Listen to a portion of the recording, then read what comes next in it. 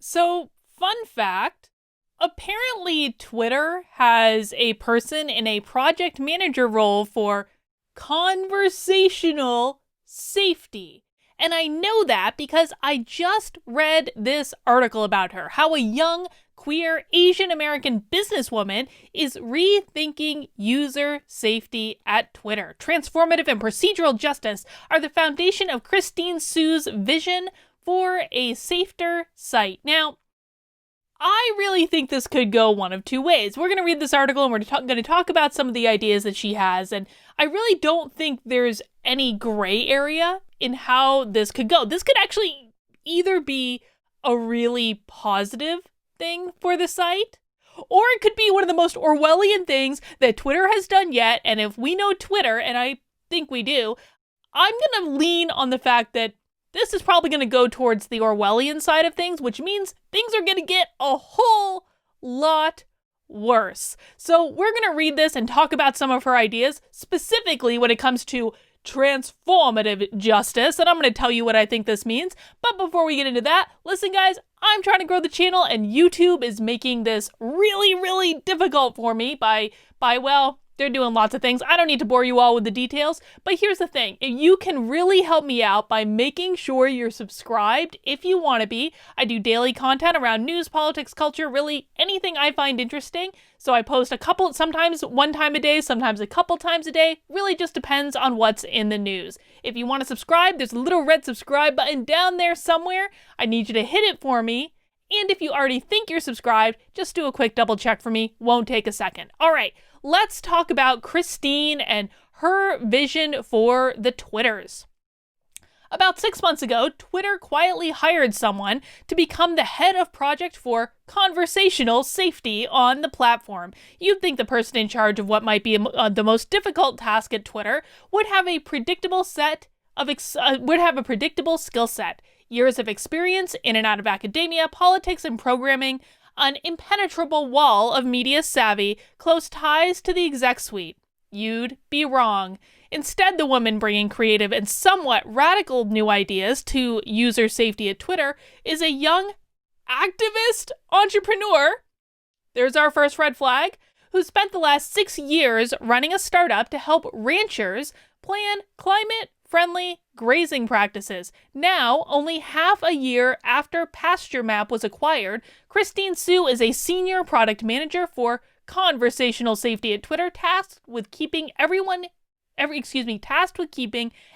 users safe online and rethinking the fundamentals of the platform along the way. Now listen, I don't have an issue with the fact that she has an unconventional background. I think the fact, though, that she's an activist entrepreneur really gives me pause about where Christine is going to bring this. But let's keep going. We're going to skip down a little bit.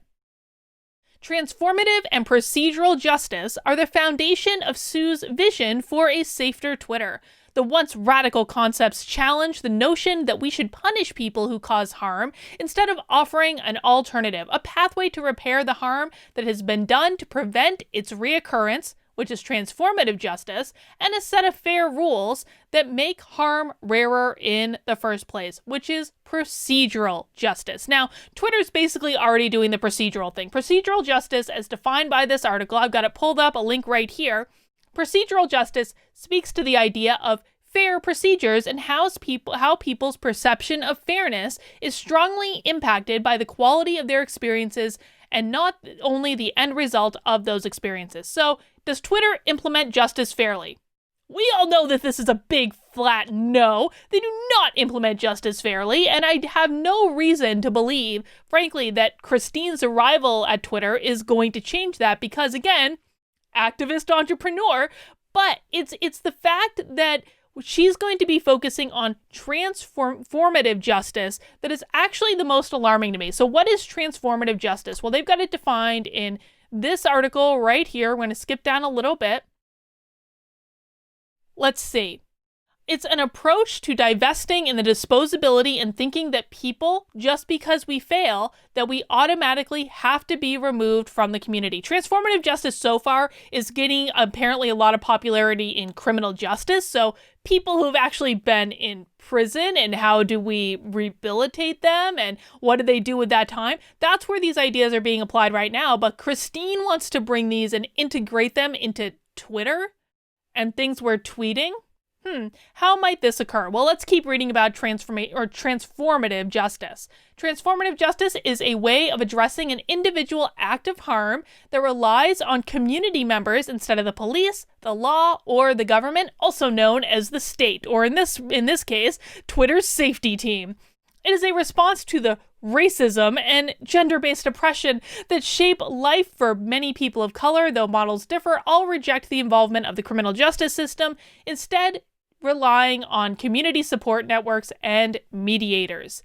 And we got this quote from Micah here. We need to hold people in their humanity and their possibility to transform even when they've done incredible amounts of violence. So, how might this be applied at Twitter? Well, you say something mean at Twitter, and then you get a little prompt saying, you better apologize for the harm that you've done. And even more than that, you might have to listen to a victim statement from the person that you sent the mean tweet about, and they might get to respond privately or maybe even publicly to you and say, this is how your tweet caused me harm, and you might be required to give a public apology to that person before being able to use your Twitter account. I'm just positing one way in which this transformative justice idea might be implemented. I mean, it really could even go much further than that. You really could get into the course of like, maybe in order to, maybe if you are a repeat offender of mean tweeting, and by the way, guys, mean tweets are just kind of like a fact of life on Twitter. Twitter is good for one thing, and that's for, well,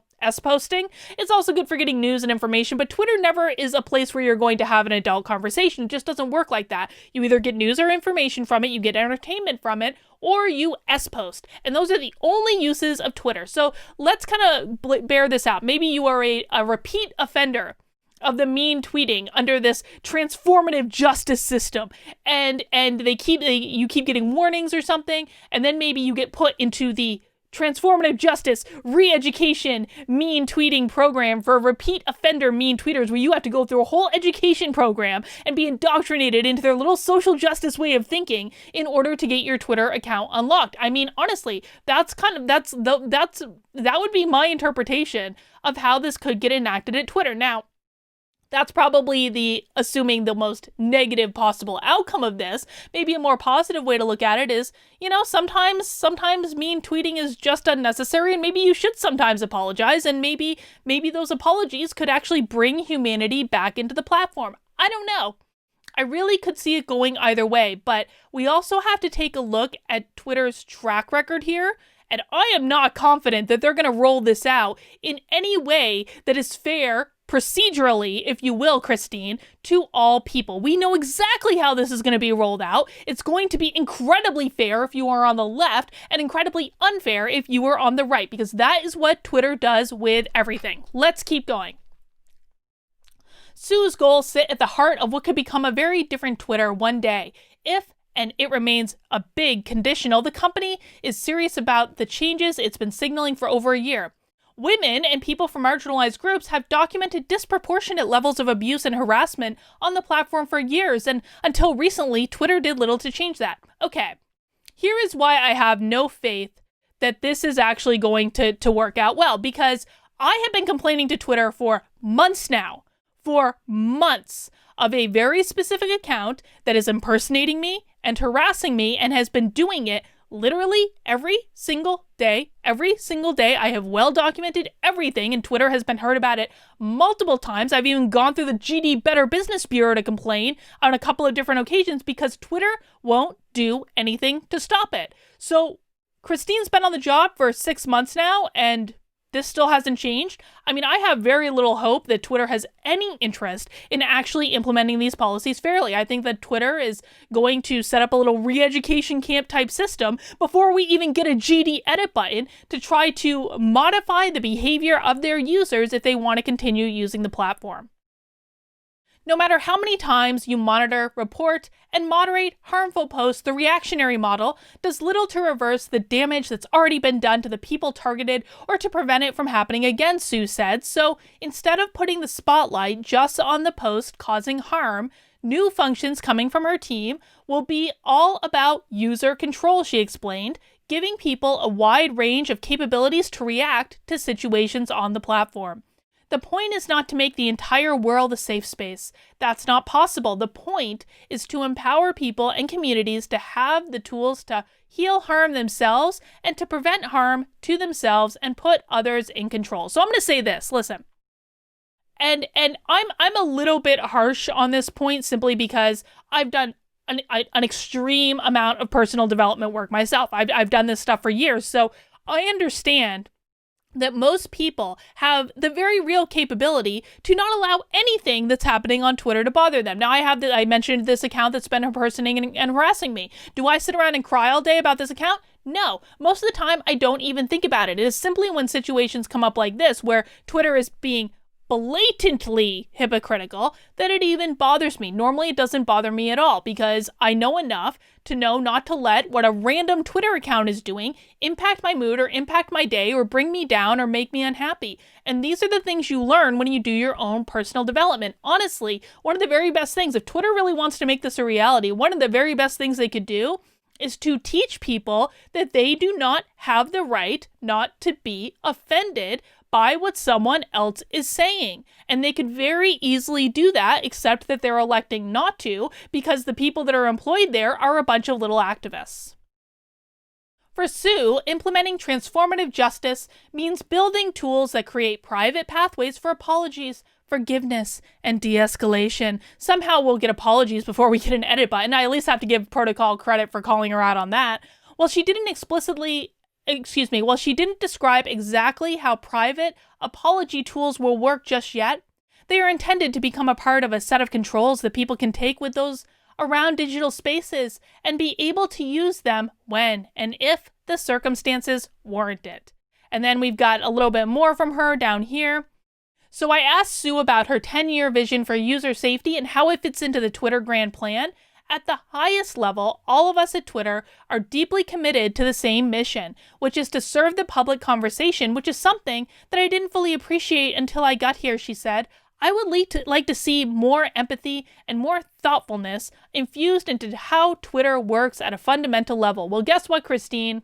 So would a lot of us. A lot of people that don't ascribe to the extreme left-wing values that Jack apparently embraces and puts out there all the time, a lot of us would like to see a lot more empathy and thoughtfulness infused into how Twitter treats conservatives or people on the right, or frankly, anyone that's even more centrist like me on their platform. I would really like to not be scared every single day that my Twitter account is just going to get banned. In some respects, I'm not really that scared because honestly, if my account ever got banned, I would kind of see it as a blessing of sorts, to be honest, but there's also reasons I need to have a Twitter account, which actually would be scary for me. And that could happen at any given moment. Listen, I've had two good friends of mine banned off the platform entirely with no warning and no reason given. Mikey Harlow's been permanently banned, and now recently, just the other day, Shamika Michelle. Both of them are walkaways who are banned for no reason. Shamika's account was actually locked for a couple weeks because Twitter said it detected abnormal activity on her account. She had them send her a code to unlock it. They never sent the flipping code, so she couldn't get her access back to her account. And then all of a sudden, we discovered the other day that it was just completely suspended.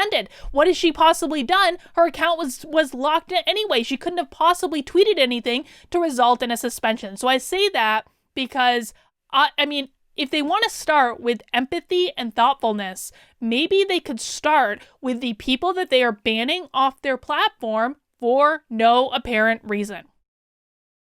But even this is the really scary part for me. The conversational safety team has big ideas for the next couple of years, and it's growing aggressively to try to make that happen. This team is growing aggressively.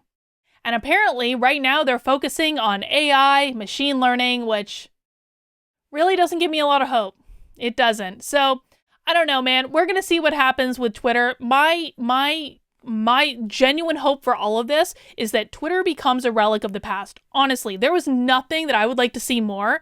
From a figurative sense, YouTube, not a literal sense, I would love to see Twitter be burnt to the ground and become irrelevant in the public conversation. And in order to do that, We need to get onto different platforms. Now you'll see here, right underneath me, I am on different platforms. You guys tell me, you say in the comments all the time, like, Carlin, aren't you on alternative platforms? Aren't you on alternative platforms? Dude, it's in every single video I make. It's literally right down beneath me. So you can find me on Locals, of course. Locals is going to be my primary hub. It's my private community. Strongly encourage everyone to join it because it's like social media for adults. You get ad-free videos. All of my videos are posted ad-free on Locals. You can also join me on Parler, Minds, and Gab under Carlin. And yeah, I am thinking I'm on Library/Odyssey right now. I'm not even sure what the accurate name of it is, but I am on there right now if you want to find my videos on there. I'm also thinking about joining Rumble. Honestly, I've been putting it off because I really want them to make an importer, which makes it just much easier for my videos to just port right over. But I really think I'm going to have to start getting my videos on there sooner rather than later. But for right now, you can find me on all the alt tech sites I have right below here. Make sure you follow me. I really appreciate it. That's all I've got for right now. I'll see you soon.